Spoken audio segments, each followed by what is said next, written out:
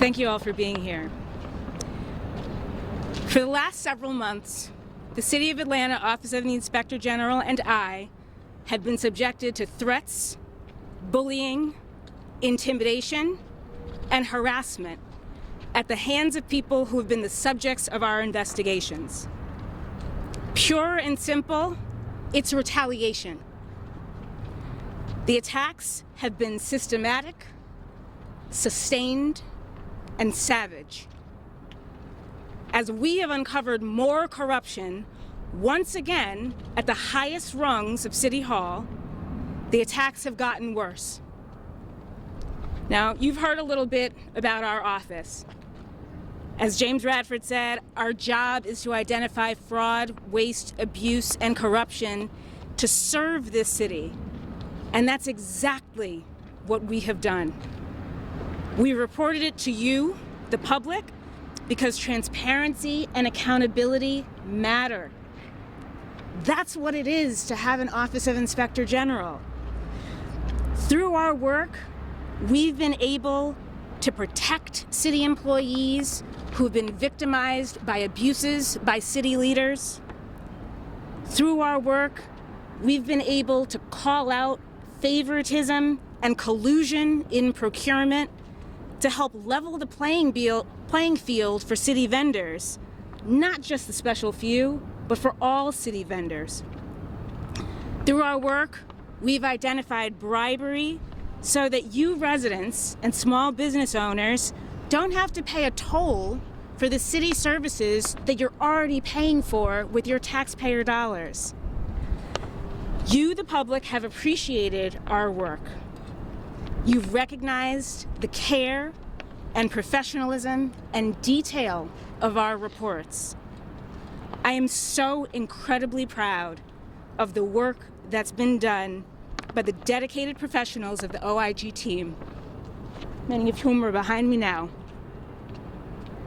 This team has worked tirelessly for the City of Atlanta, and I couldn't be happier to stand on their record and their efforts.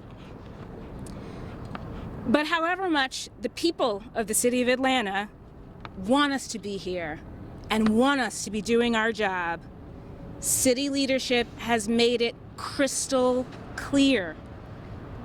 For them, a real, functioning, effective Office of Inspector General is not welcome in Atlanta.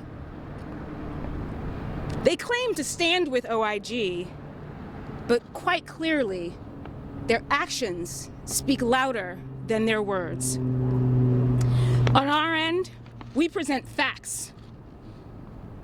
They tell falsehoods about our operations. We detail findings, and they try to undermine our credibility. We make recommendations to address vulnerabilities. They ignore those and attack our character. We talk about industry standards and best practices, and they insist on guardrails for a train that has only ever stayed on the tracks. None of this is lost on the people who are actually paying attention. The public isn't fooled. The public recognizes an assault on government oversight when it sees it. And the public has every right to ask the obvious question: why? Why the unrelenting effort to hurt an office that's here to identify wrongdoing for the benefit of the city? We've watched for months as these city leaders have proposed legislation to weaken the office, while they've attempted to demean the staff of the office, and as they've tried to ruin my professional reputation. Now, a little about me. Some of you have gotten to know me. When Atlanta, as Don Panovi said, decided 5 years ago that it needed an IG, the city had reached out to me. I wasn't looking, I was in New York. But I was so excited to come here and bring this IG function to benefit the city of Atlanta. I love this work. And to be able to bring this here to serve the people, what an opportunity. Those of you who have gotten to know me know that I'm a little bit of a nerd, right? I love learning about IG work. And so taking that experience, not just based on what I knew from New York, but wanting to build on it to make sure that this office could be the best that it could be. So that means studying what's happening in other cities and other counties, seeing what operations they have, what their policies and procedures are, what their legislation looks like, so that the City of Atlanta Office of Inspector General could be the best that it could be. I've cared so much and tried so hard so that I could best serve my new city. And until last year, I have absolutely loved this job. Now, it hasn't been easy. The people behind me can attest to the fact that it has not been easy, but I've loved it. I've loved the challenge of it. I've loved connecting with city employees and city stakeholders. Ultimately, I've loved serving this city.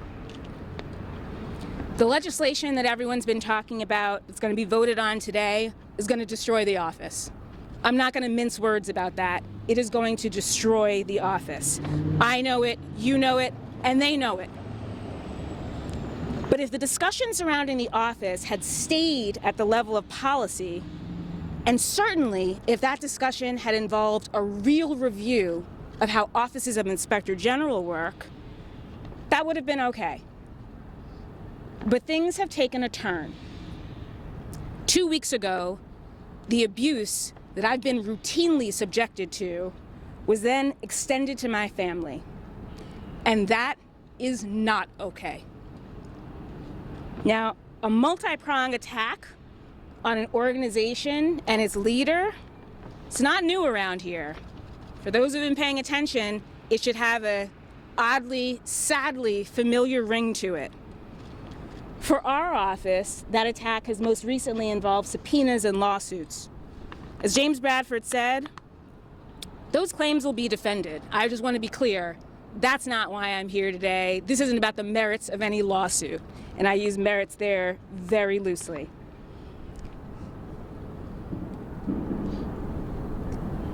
As James noted, the lawsuit claims will be defended, and truly, thank goodness for board-approved James Bradford. The whole reason the City of Atlanta Office of Inspector General, like any Office of Inspector General, needs an attorney of its own is to protect against potential conflicts of interest.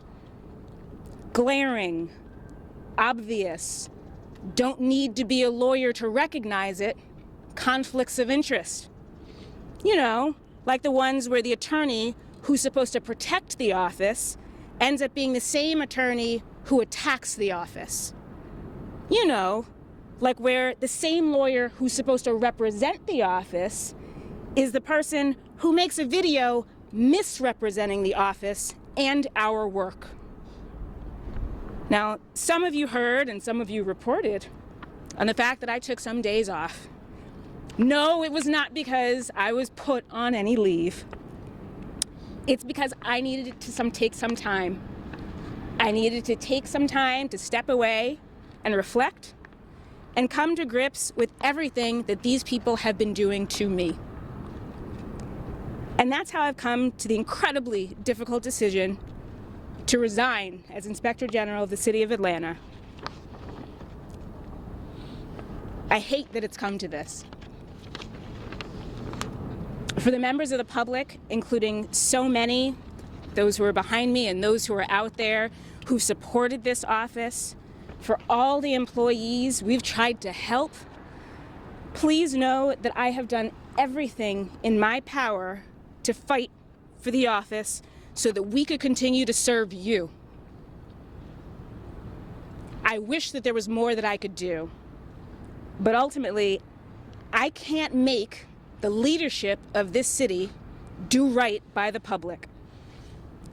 All I can do is try to make sure that the serious allegations that you all have entrusted the OIG do not die with me or with the imminent death by legislation of our office.